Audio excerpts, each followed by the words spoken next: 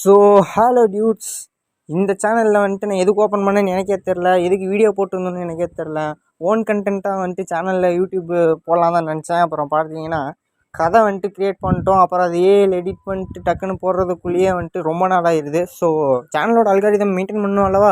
So இந்த சேனலில் வந்துட்டு நான் 7 கேட்டகிரியாக பிரிச்சிருக்கேன். ஸோ வந்துட்டு ஃபஸ்ட்டு கேட்டகிரினா கோல்டன் அட் மீம்ஸ். இதில் வந்துட்டு நான் அந்த மீம்லாம் போட்டு அதை பற்றி நான் சொல்லிட்டுருப்பேன். அப்புறம் கோல்டன் அட் அப்டேட்டில் வந்துட்டு நான் படத்தோட அப்டேட்ஸ் மற்ற விஷயம்லாம் ஃபிலிம் ரிலேட்டடாக இருக்குல்ல, அதெல்லாம் வந்துட்டு போடுவேன்.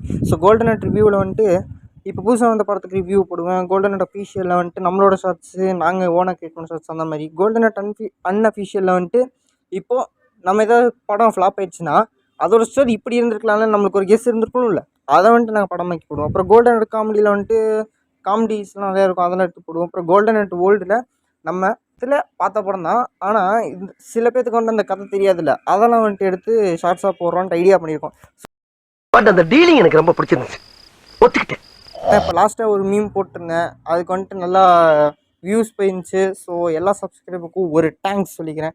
ஸோ மறக்காமல் நம்ம சேனலை சப்ஸ்கிரைப் பண்ணிக்கோங்க. See you in next video, dudes.